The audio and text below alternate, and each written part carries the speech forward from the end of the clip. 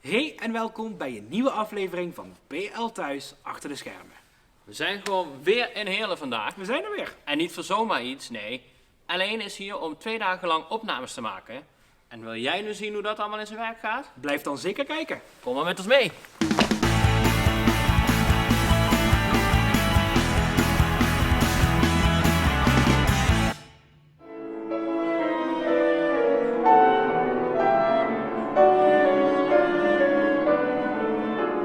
Nou, de eerste groep die op dit moment hier in de Rabenzaal is op het nemen, is het Kronos Trio. Die zijn hier in de Rabenzaal in de klankkamer. En dan gaan we nu even een kijkje nemen.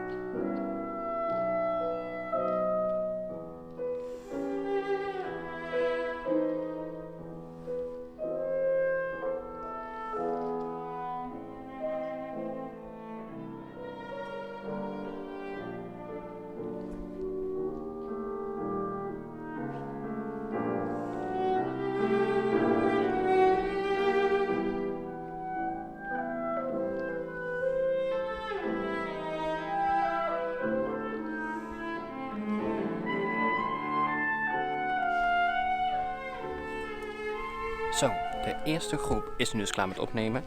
Nou gaat de volgende groep opnemen in de Limburgzaal. Dus al de camera's die hier dus nou in stonden, die moeten nu dus als de wiede weer gaan naar de Limburgzaal.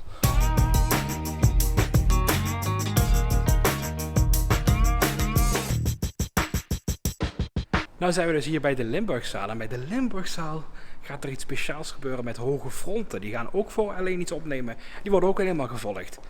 Ik ben benieuwd wat zij gaan doen. Hey, heeft iemand van jullie mijn zusje gezien? Zit mijn zusje in de zaal misschien? Wie heeft er hier een zusje of een broertje? Heb jij mijn zusje gezien? Nee?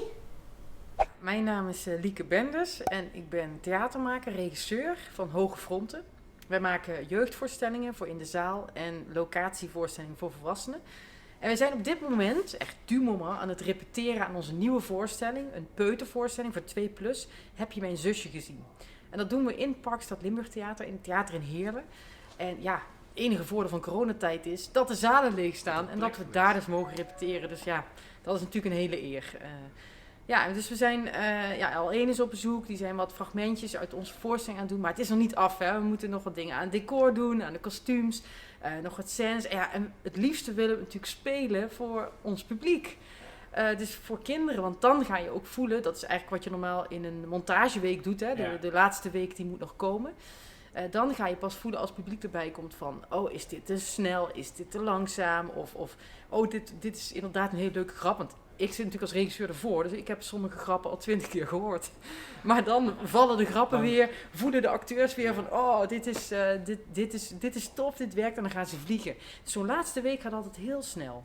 Maar je bent eigenlijk de voorstelling gewoon klaar aan maken dat zodra het mag, Ja. dat jullie kunnen spelen. Ja, Dat klopt. Fijn. Ja, en in principe met jeugd en zo zal dat ook redelijk snel gaan. Hè? Het kan sneller dan de grote zalen Ja, natuurlijk. ja. Dus we hebben goede hoop, laten we het zeggen. En ja, het is geweldig om hier te mogen zijn. Maar wat fijn dat alleen al een heel kijkje achter de schermen geeft bij jullie groep. Ja, dat is natuurlijk ook leuk, hè? Ja. Dat veel mensen dat nog helemaal niet zo vaak zien. Je ziet altijd het mooie affe werk. En het is dan ook leuk om gewoon eens even achter dat decor te kijken. En weet je Maakproces is ook heel belangrijk natuurlijk. Ja, Ik vond het heel leuk in ieder geval dat wij even een stukje mee mochten kijken met jullie. Ja, Ik leuk. ben heel erg benieuwd. ja. Dankjewel dat we eventjes konden praten met elkaar. En hopelijk zien we jullie zo nou weer hier gewoon echt op de planken staan. Ja, graag gedaan. Dankjewel.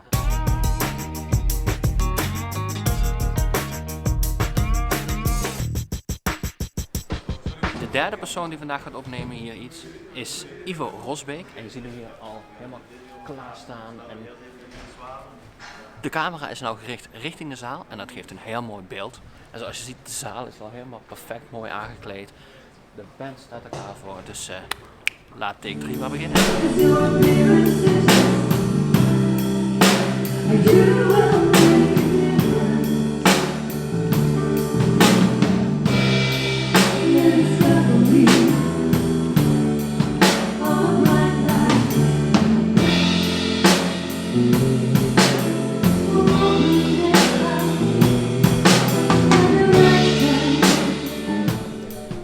Hier zien we Ronald de Jong die we in de andere video's gezien hebben echt aan het werk. Heel eventjes. Geniet ervan. Ja. Ik ben Sanne, ik werk voor L1, nu al 10 jaar. Ik ben producer en daarbij komt eigenlijk alles kijken wat met een televisie- en of radioproductie te maken heeft. Dus alles achter de schermen, de cameramensen, de crewcatering, de kabels, de regiewagen. Ja, alles wat je daarbij kunt bedenken. Dus ja, dat zijn we hier eigenlijk vandaag aan het doen, want we hebben een nieuw televisieprogramma, Plankenkoorts. En we gaan nu eigenlijk de artiesten opnemen met nieuwe muziek, nieuwe theatervoorstellingen. We krijgen een heel klein kijkje van, nou, wat gaat die artiest dan doen? Dat laten we in het televisieprogramma zien met een interview. En daardoor hopen we eigenlijk dat die mensen, als het dadelijk weer mag, ja, weer terug het theater in gaan. Ja, heerlijk dat jullie het eventjes naar de mensen thuis Precies. brengen. Ja, we moeten alles vanuit het theater nu naar de mensen thuis brengen. We hebben al een serie tot overmaat van ramp gedaan, waarin we eigenlijk lieten zien van ja, we staan backstage en we nemen wel dingen op. We laten jullie iets zien en nu willen we ze eigenlijk wel laten zien van ja, het mag hopelijk dadelijk weer allemaal. Kijk eens wat iedereen te bieden heeft en dat gaan ze dan zien. Natuurlijk zo'n mooi theater als decor gebruiken. Precies. Ja, wat dat dan gaat, hebben ze hier super mooie locaties die we daarvoor kunnen gebruiken. Ja, maar ze wisselt steeds van locatie. Is het dan lastig om steeds de camera's te laten verwisselen op zo'n dag? Ja, we hebben hier wel echt moeten zoeken van oké, niet alles kan op dezelfde plek, want dan red je het gewoon niet op één dag. We doen er vandaag 4, we doen er morgen 4. Als je die allemaal op dezelfde locatie moet doen, dan ben je veel te lang bezig.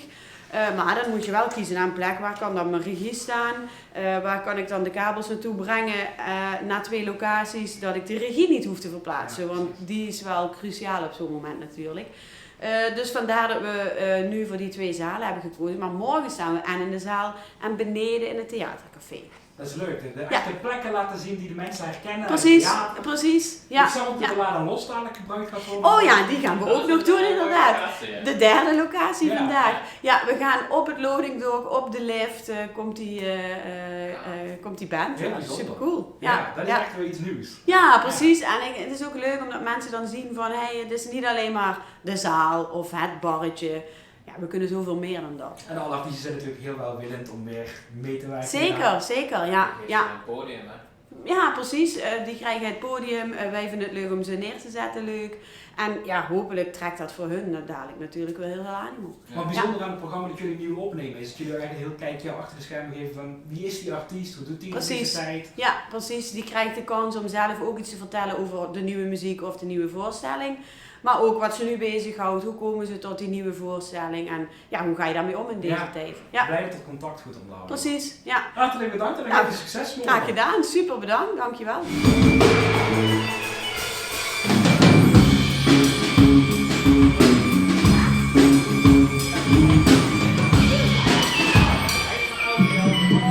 Nou ja, de soundcheck is nog bezig. We hebben even een paar leuke shotjes gemaakt. Willen jullie hier nou meer van zien? Kijk dan even naar Plankenkoorts op L1. Dat was me een dagje wel hier in Theater Heerlen. Ja, een hele mooie dag. Het is leuk om eens een keertje te zien hoe dit nou allemaal in zijn werk gaat met het opnemen. En ja, je ziet hoeveel dingen er bij komen kijken. Vonden jullie dit nou ook een echt leuke video? Zeker die duimpje omhoog, abonneer op het kanaal. En dan zeggen wij tot volgende week weer. Tot volgende week. Doei!